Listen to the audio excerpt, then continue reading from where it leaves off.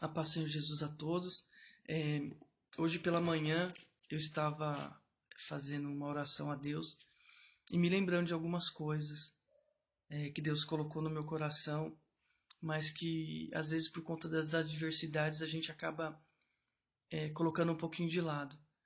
E novamente a palavra que Deus ministrou hoje no meu coração foi em Neemias capítulo 1, especificamente no versículo 8, que eu quero ler com vocês, que diz o seguinte: Se transgredirem, eu vos espalharei por entre os povos, mas se vos converteres a mim, guardares os meus mandamentos e os cumprirdes, então ainda que vossos rejeitados estejam pelas extremidades do céu, de lá os ajuntarei e os trarei para o lugar que tenho escolhido para ali fazer habitar o meu nome.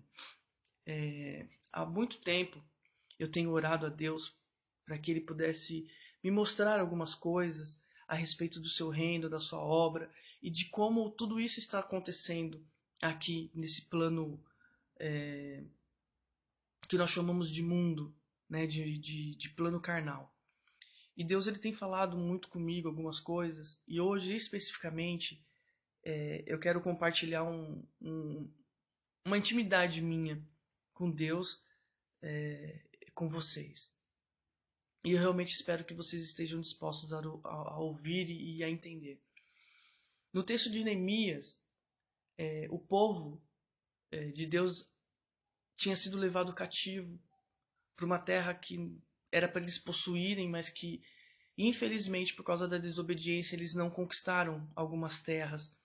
E Deus tinha já prometido isso para Abraão, dizendo que se ele, de geração em geração, conseguisse guardar os mandamentos do Senhor, que ali toda a humanidade seria muito próspera e que Deus daria então as terras para que o povo descendente de Abraão viesse a conquistar e a dominar, porque essa foi a promessa inclusive do Jardim do Éden.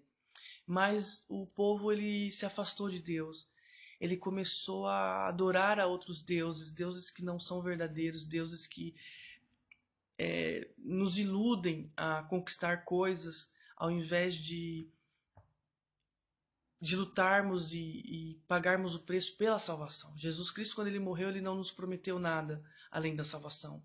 Então não adianta nós queremos prestar culto achando que entregando dízimos e ofertas Deus vai dar alguma coisa. Deus não morreu para dar carro, não morreu para dar casa.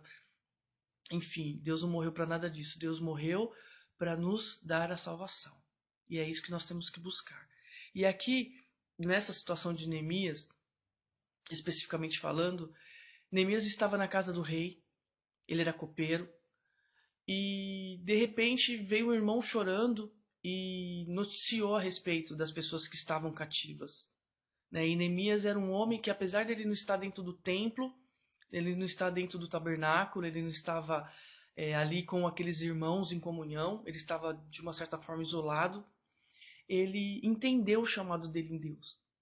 E mesmo ali naquelas condições de copeiro, servindo diretamente ao rei, ele tinha o coração voltado para Deus. Não é porque ele não estava dentro de um templo, dentro de uma denominação, que ele não estava temendo ao Senhor. Tanto que, quando o povo foi levado cativo, e aquele povo desobediente, muitos deles foram destruídos, alguns morreram, e os que sobreviveram vieram até Neemias para contar o que tinha acontecido. Neemias ele foi solidário, ele chorou, ele se sentiu assim constrangido com aquela situação e ele foi orar a Deus. Ele foi orar a Deus ali sozinho, ele pediu perdão pelo pecado daquele povo, e ele disse a Deus para que Deus se lembrasse da aliança que foi dada através de Moisés. E o que Deus falou através de Moisés, que Neemias estava recordando? Senhor, mantenha a sua aliança conosco. Porque o Senhor falou que se nós guardássemos os seus mandamentos, se nós vivêssemos o teu evangelho, se nós vivêssemos de Gênesis a Apocalipse, nós teríamos a sua misericórdia. Só que Neemias está fazendo essa oração para um povo ímpio. Neemias está orando em favor de um povo que só estava em cativeiro por causa da desobediência. Porque todas as vezes que Israel foi levado para o cativeiro, foi por causa da desobediência. E hoje nós vivemos isso dentro das igrejas, uma síndrome de desobediência, uma abstinência de obediência fantástica. E eu vejo muito dentro da casa de oração uma escravidão que não era para estar acontecendo. E pessoas que eram para estar vivendo coisas espiritualmente fantásticas não estão. Por quê? Porque tudo que nós vemos dentro da igreja é bajulação, é falsidade, é o cara que sobe no altar e quando desce encosta em alguém para falar mal. É isso que nós estamos vendo dentro da igreja. Sabe? Pessoas que vão ali para... deveriam, né? Estar ali para adorar a Deus, estão fazendo show gospel. Para quê? Para comover uma multidão. Isso não é evangelho. Isso é estratégia do diabo para tirar Jesus do foco e para deixar ele lá fora, batendo na porta, e ninguém quer deixar entrar, porque o dia que Jesus entrar, ele vai causar um tumulto. Como ele fez quando ele curou o cego de Jericó. Quando ele curou Bartimeu, ele criou um tumulto.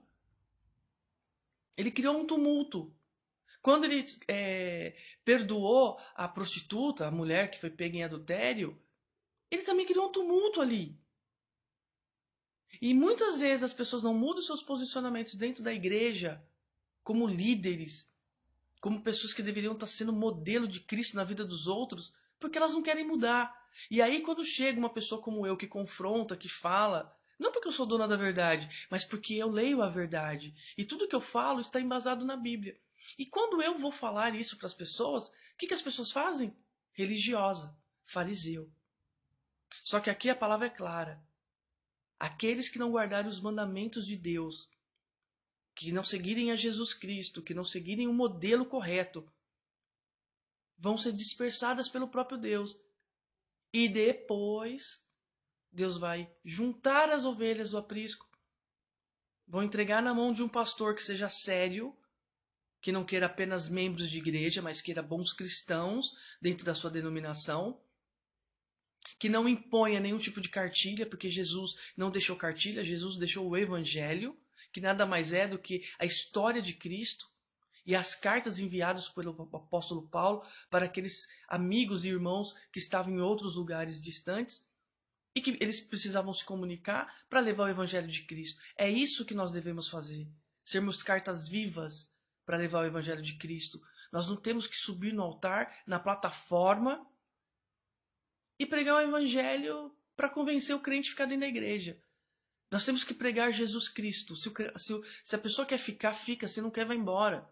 É assim que é o evangelho. Jesus Cristo, quando foi colocado ali naquela condição da mulher adúltera, ele disse, vá e não peques. Ele não falou assim, agora fica comigo aqui que eu vou te ensinar algumas coisas. Não, vai e vai viver sua vida, filha. Vai viver sua vida, filho. E não peques. E Jesus não falou, vá e não adulteres. Jesus disse, vá e não peque mais. Então, assim, não adianta, sabe, querer falar que veste roupa limpa, que veste roupa branca, se a língua está imunda de fofoca. Se quando sobe no altar não prega o evangelho, prega prosperidade, sabe, prega essa baboseira que estão falando em cima dos altares, na plataforma, para convencer gente a ficar dentro da igreja e ouvir um glória e aleluia. Só que glória e aleluia não é avivamento. Avivamento é quando o sujeito é visitado pelo Espírito Santo, ele se converte dos seus maus caminhos e dando glória e aleluia ou não. Porque glorificar a Deus é o nosso testemunho. Não é o que sai da nossa boca. Não é o que sai da nossa boca. Porque o que adianta estar dando glória e aleluia, falando em línguas, e depois está no canto da igreja, lá no fundo, enquanto a palavra está rolando, falando mal dos outros e criando discórdia, criando intriga. Porque é isso que muita liderança faz. Por isso, hoje eu estou aqui compartilhando essa palavra de Deus, porque está escrito aqui no Evangelho, no livro de Neemias, capítulo 1, que um povo estava cativo. E Deus chamou um homem chamado Neemias para orar e interceder por aquele povo. Neemias não estava dentro do templo, Neemias não estava dentro de uma congregação, Neemias estava servindo ao rei dentro do palácio. E mesmo assim, distante de tudo aquilo, de templo, de liderança, Neemias continuou e conservou seu coração puro em Deus. E é o que eu estou fazendo. Então, para muitas pessoas que ainda não entenderam a minha saída, o meu desligamento da denominação, fica aqui a dica. Ninguém é salvo porque congrega em igreja. As pessoas são salvas porque elas estão dispostas a servirem ao que está escrito no Evangelho de Jesus Cristo e dar testemunho de Jesus Cristo. E se tiver que confrontar, que o Espírito Santo nos dê unção de ousadia. O Espírito Santo nos dê unção de ousadia para confrontar e para denunciar o pecado que está acontecendo dentro do templo, que está acontecendo na vida de liderança. E ninguém toma providência. Então, nós, os verdadeiros cristãos, Deus já espalhou alguns, mas Ele vai trazer de volta, essa é a minha esperança. E no dia que isso tiver que acontecer, eu estarei aqui, firme e forte, para interceder, para chorar, para fazer o que tiver que fazer por essas ovelhas que Jesus tanto ama e que muitos não estão cuidando, porque estão preocupados com dízimos, ofertas, prosperidade, glória, aleluia e um falso avivamento dentro da igreja. Porque se largar o povo dentro da balada, eles vão gritar do mesmo jeito. Então a palavra em si não requer santidade. O glória e aleluia que eles estão gritando dentro das igrejas talvez não seja tão sincero, porque são coisas emocionais e o culto é algo racional. Ele não é para promover uma emoção, ele é para promover conversão, transformação. Então aqui fica a dica, vamos orar mais, vamos buscar mais, vamos nos edificar na palavra. E se alguém precisar de mim, eu estarei aqui à disposição. Mas não para viver uma farsa, para viver a verdade que liberta. E para a verdade libertar, nós temos que conhecê-la. E para conhecer, nós temos que estudar. Nós temos que nos alimentar do pão vivo que desceu do céu, do maná, que não deixa a ovelha passar fome. E se somos ovelhas, vamos tratar de comer grama, porque lavagem ainda é para porco. Que Deus abençoe. Essa mensagem talvez ela não agrade a todos que possam ouvi-la, mas é uma verdade e é uma coisa absoluta. E que está escrito nas Escrituras, na palavra que Deus nos deixou. Então eu falo sem medo de retaliação, eu falo sem medo de perseguição, porque o verdadeiro cristão ele tem que falar a verdade de Cristo. E infelizmente muitas pessoas estão brincando com o Evangelho, vendendo a salvação barato demais, e não é fazendo gracinha. A salvação é pela graça, pela misericórdia, pelo favor imerecido, e não gracinha em cima de altar, usando a plataforma para alcançar um monte de fã. E Jesus não precisa de ídolo, de idólatras, porque ele não é um ídolo. Ele é santo, ele é Deus, ele é justo e verdadeiro. E é isso que nós temos que aprender na nossa vida. Então, assim, para aqueles que estão realmente dispostos a servir a Jesus Cristo, que possam meditar nas Escrituras e que possam realmente ter um coração voltado ao modelo que é Jesus Cristo. Porque homem nenhum é capaz de salvar a si mesmo, quanto mais salvará outros. O único homem capaz de fazer essa tamanha proeza por nós chama-se Jesus Cristo. Ele morreu e ressuscitou ao terceiro dia, está no céu, sentado à direita do Deus Pai. Deus abençoe a todos.